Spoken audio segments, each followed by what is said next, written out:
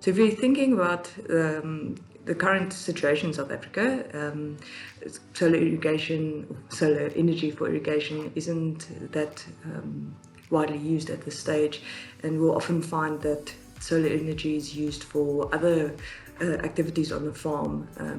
Firstly, the pumps that we currently use, so the infrastructure and current setup is not particularly conducive to being changed over to solar energy power supply, since we need quite a lot of energy for the initial startup of those pumps.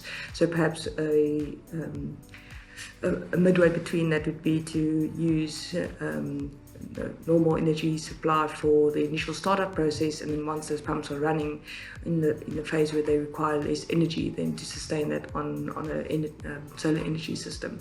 But yeah, so that at this stage we can't definitively say that solar energy is only used for irrigation in vineyards, but it's used for many other purposes around the farm. So especially some of the farms that have quite large solar panel setups, they would run a portion of the cellar, but they will also run mostly office buildings, homes, so anything that just uses general lighting, general appliances, things like that. So that is usually also restaurants. So of course in South Africa we have a lot of the wineries that also go to the culinary side and have restaurants, so that would all be run from solar energy.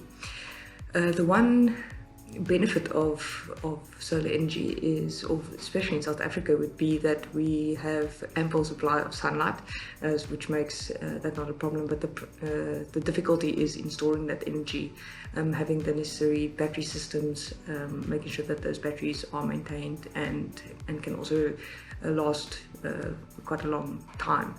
So at this stage it's still new.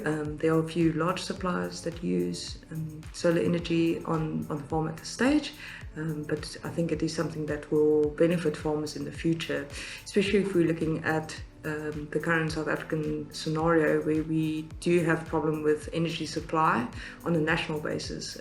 So that is also quite disruptive to industry. So I think it is pushing a lot of people to start considering alternative methods, especially solar energy. We've seen a lot of people in the private capacity moving their homes off the grid.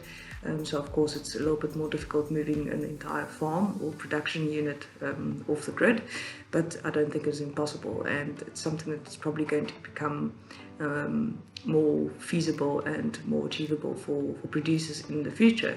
If you're looking at the legislation, that is one of the hurdles that we've had. So apart from the current infrastructure not being suitable to change to solar energy, we also have a problem of the legislation. So previously we could not use solar energy for, sorry, some noise in the background, just to excuse that.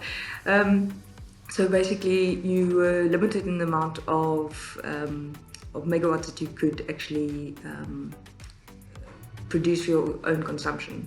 So that also means limited amount that you can produce, and also only for your own consumption. So you can't produce it in one area and then use it off-site. So for instance, that would be if we had 2 or 3 producers that club together and then actually set up a solar system and then all tap into that, that would actually not be allowed. Legislation is changing, so in, I think it was 2021, there was an increase in the amount of energy which one could produce, so that now becomes more lucrative, more feasible for larger producers to actually be allowed to maintain the system. There's also talks and discussions about allowing communities to actually put up almost like their own little substation of solar energy, and then being able to supply one another with that. So that would be sharing the costs of the initial capital expense to put up the system, and then also everyone reaping the benefit. The other thing is putting energy back into the grid. So that's also something that hasn't been allowed at this stage. So in terms of if you are producing a surplus, you can't supply that back to the national energy supplier in the grid. So that is also something that's probably under review and should be under review for going forward. If you could perhaps get a rebate on the amount of energy that you supply back, or get a reduction in the cost of your electricity as an incentive, I think it would push a lot of people towards putting up the infrastructure for solar energy plants. Having said that, it's also the cost of energy has gone up significantly over the past few years and is constantly increasing. So I think that's definitely something pushing suppliers or producers towards finding alternative ways of making themselves self-sufficient.